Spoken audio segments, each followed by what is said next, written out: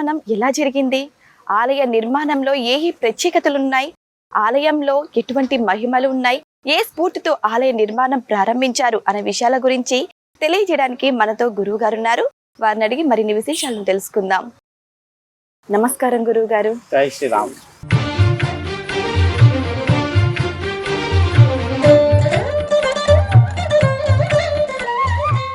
గురువుగారు, ఇక్కడ చూస్తే గోపురాలు ఎంతో అందంగా కనిపిస్తున్నాయి. సో ఈ భాగాల గురించి కూడా మా ప్రేక్షకులకు వివరించగలరా? తప్పకుండా అమ్మా.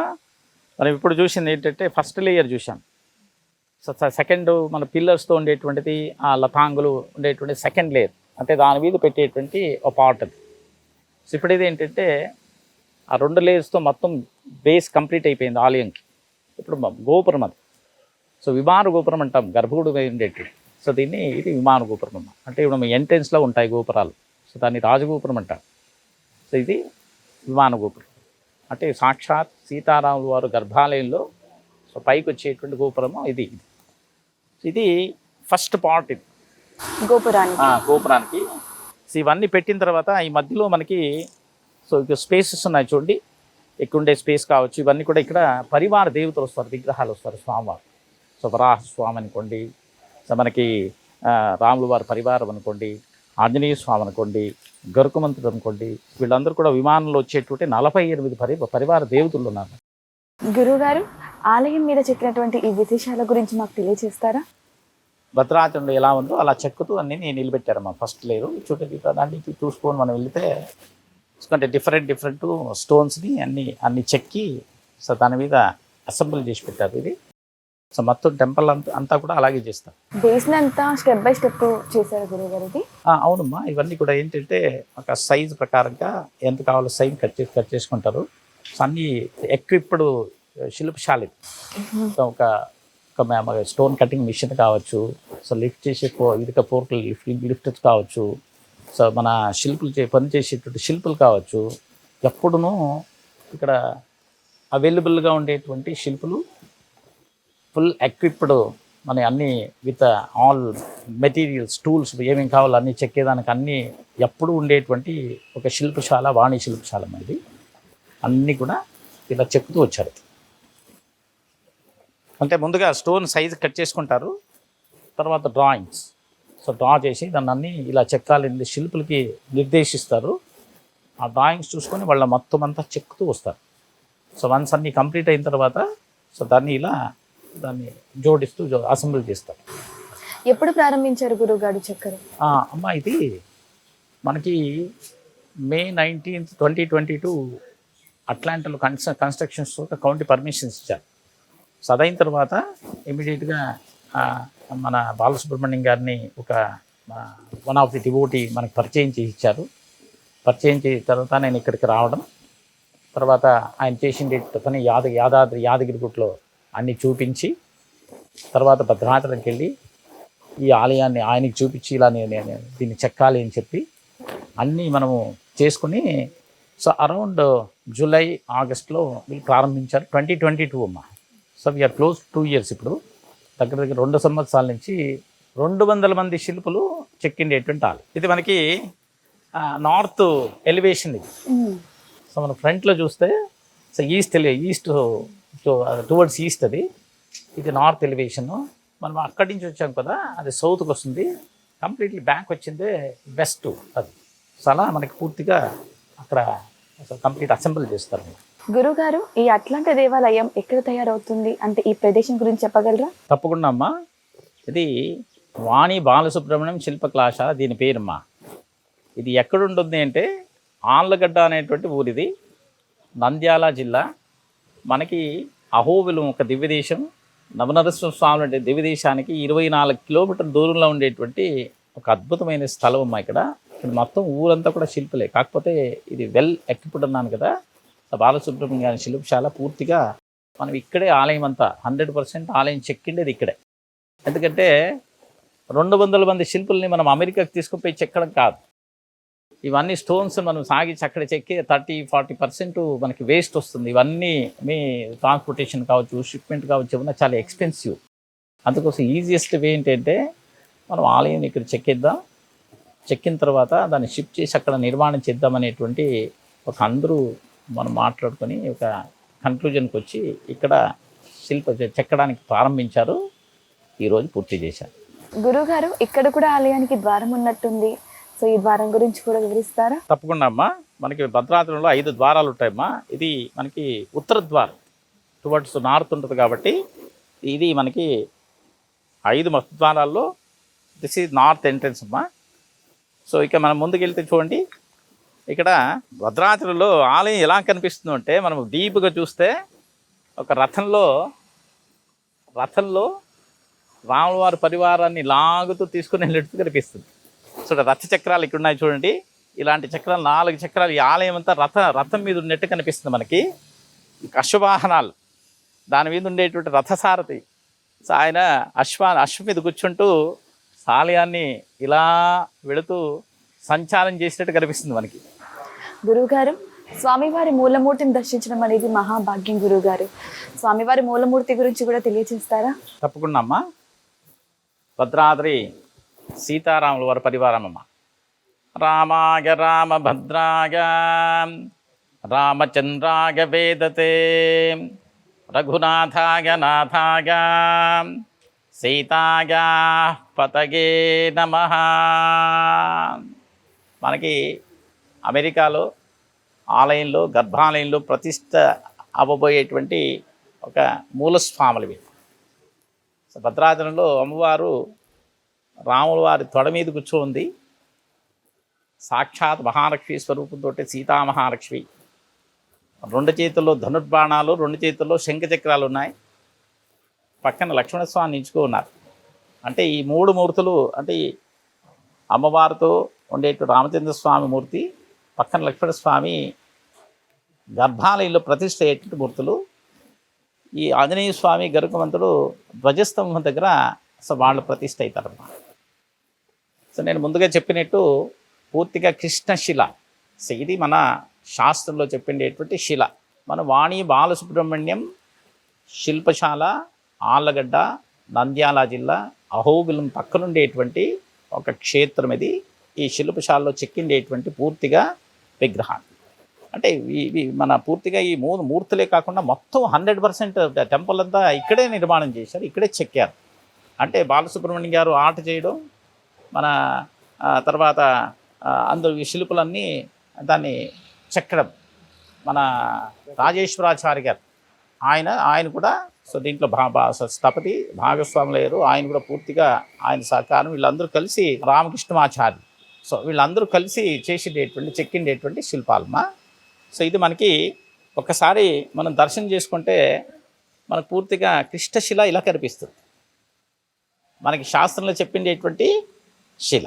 యాగే దాజానుబాహం ధృతచరదనుజం బద్ధపద్మాతనత్తం పీతం మాతోపతానం నవకమలదళస్పర్దినేత్రం ప్రతన్నం వామాంకారూఢతీతా ముఖకమలమిలల్లోచనం నీరదాభం నానాలంకారదీప్తం దతతపరుజటా మండలం రామచంద్రం.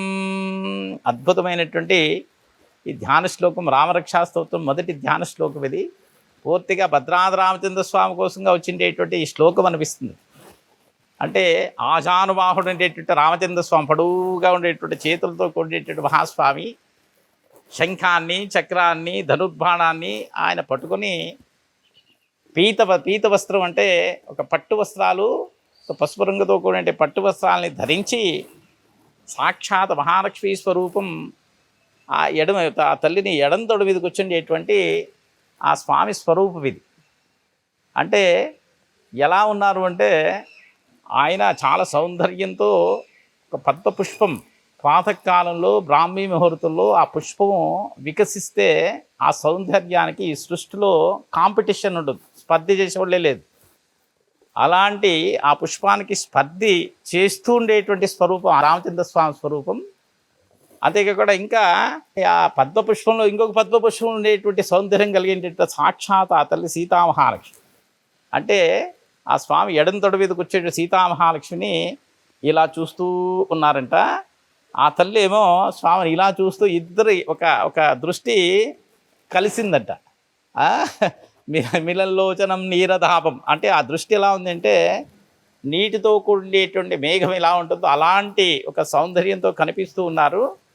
అంతేకాకుండా నానా అలంకార ఆభరణాల్ని ధరించినటువంటి ఆ సీతామహాలక్ష్మి ఆ శిరోజాలు ఎలా ఉంది అంటే పొడవైనటువంటి ఆ తల్లి ఆ జడ సీత ఒక సర్పం ఎలా అయితే ఇలా కిందకి మెల్లిగా ఇటు వస్తూ ఇటుపై అంత దూరంతో ఉండేటువంటి ఆ తల్లి ఆ జడ అంత సౌందర్యంతో కూడినటువంటి ఆ తల్లి సీతామహాలక్ష్మి ఆ స్వామివారి ఎడం తొడని అంకాన్ని అలంకరిస్తూ ఆ తల్లి కూర్చుండేటువంటి ఒకమ్మ మన ఈ ఒక చూపుతో ఆ దర్శనంతో మన జన్మ తరించేటువంటి అద్భుతమైనటువంటి ఒక స్వామి. పక్కనే లక్ష్మణస్వామి, ఎక్కడ రాముల వారు ఉంటే అక్కడ లక్ష్మణస్వామి.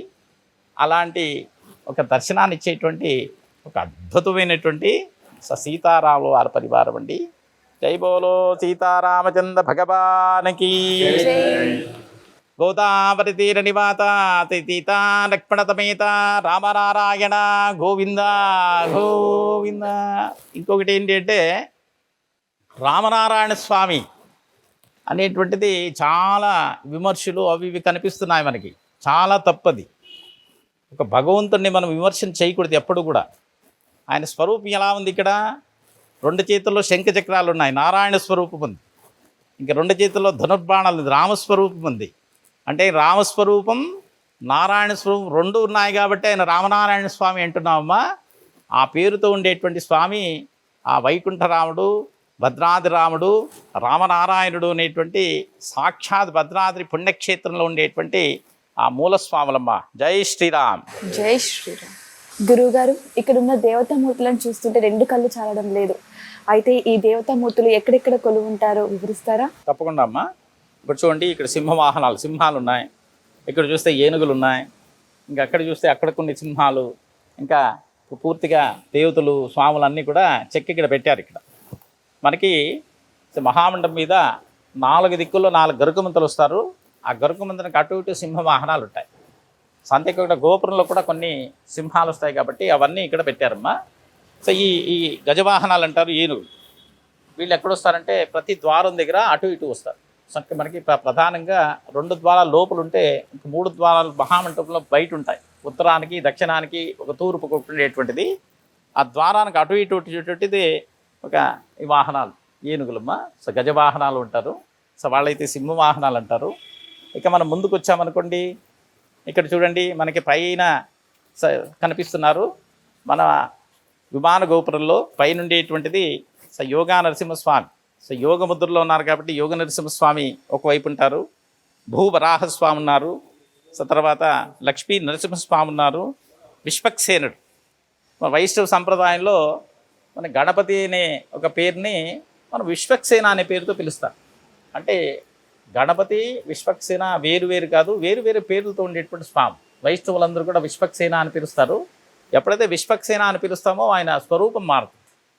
సో ఆయనకి చూడండి, సో ఎలా ఉంటారంటే స్వామివారు విశ్వక్సేనం చతుర్బాహం శంఖ చక్రగదాధరం ముకుందద్వార నిలయం విశ్వక్సేనం నమామ్యహం అనేటువంటి విశ్వక్సేనుల వారి శ్లోకం. అంటే విశ్వక్సేనుల వారు మహావిష్ణువుకి చాలా దగ్గరగా ఉండేటువంటి స్వామి, చీఫ్ కమాండర్ ఆఫ్ విష్ణు సైన్యం. ఆయన ఎక్కడుంటారు అంటే మహావిష్ణువుకి దగ్గరగా ముకుంద ద్వారం అని ఉంటుంది. ఆ ద్వారంలో వేయించేస్తుంటారు. ఎలా ఉంటారంటే 4 చేతులతో ఉంటారు. 2 చేతుల్లో శంఖ చక్రాలు, ఒక చూపుడు వెళ్ళి ఇలా చూపిస్తూ ఉంటారు. ఇలా ఏంటంటే కీప్ కాషనింగ్ అస్, ఎప్పుడు మనల్ని హెచ్చరిస్తుంటారు. నాన్న చేస్తుండే పని జాగ్రత్తగా చేయి, ఈ పని సరి, ఈ పని తప్పు అని చెప్తూ ఉండేటువంటి ఒక మనస్సు ఉంటుంది కదా, అలా హెచ్చరిస్తూ ఉంటారు. ఇంకొక చేతిలో గద ఉంటుంది. ఇలాంటి దర్శనమిచ్చేటువంటి విశ్వక్సేనుడు అంటే అన్ని గణాలకి ఆయన నాయకుడు. యస్య గిరద భక్త్రాద్యా పారిషద్యా పరశతం విఘ్నం నిఘ్నంతి తతం విశ్వక్సేనం తమాశ్రీ అంటారు.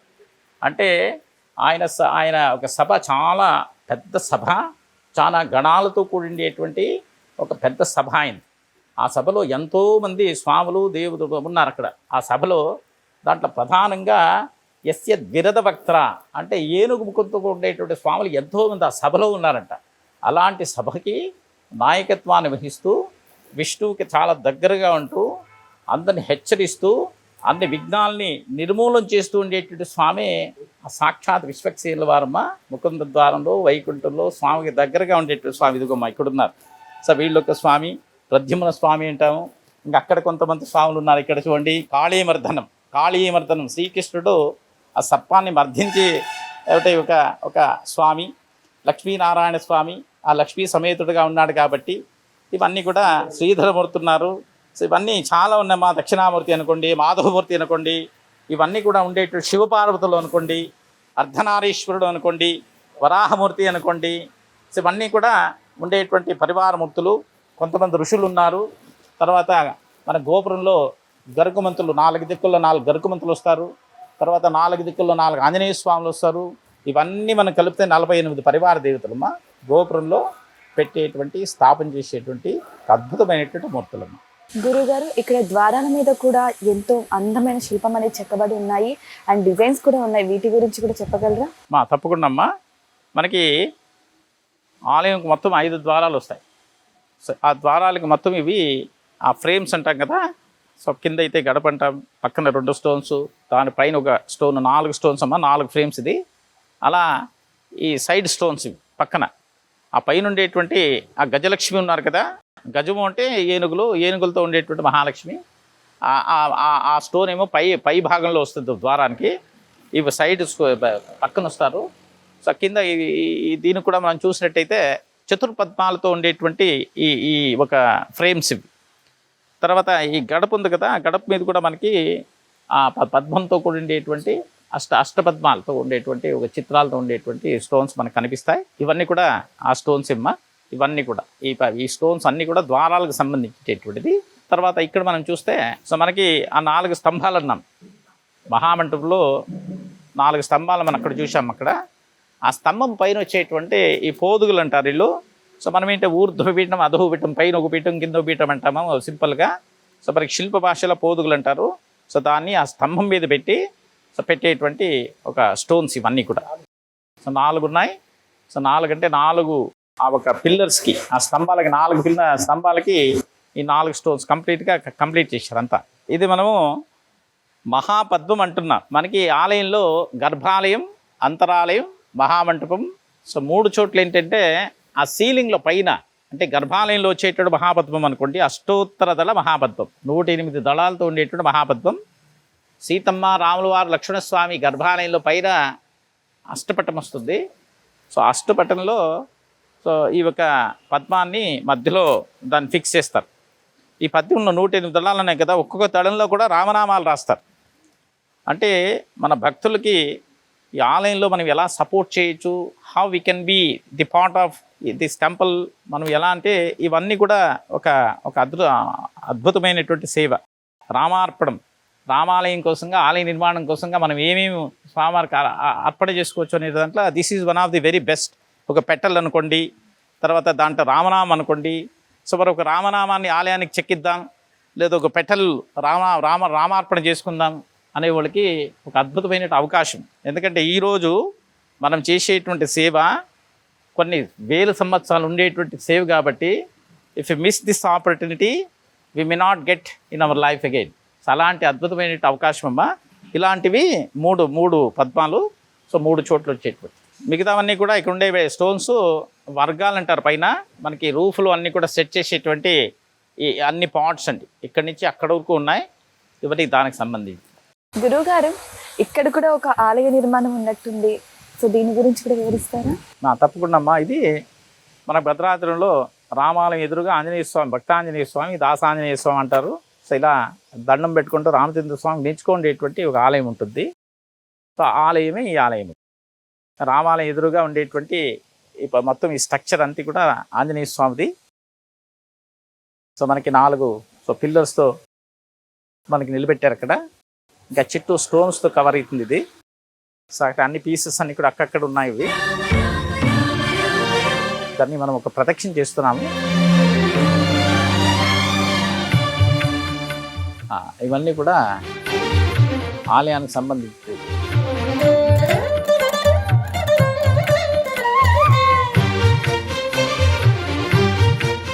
ప్రతిష్ట చేయబోయేటువంటి ఈ స్వామి 12 అడుగులతో ఉండేటువంటి ఆంజనేయ స్వామి. సో భక్తాంజనేయ స్వామి వారు రామాలయం ఎదురుగా ప్రతిష్ట అయ్యేటువంటి స్వామి.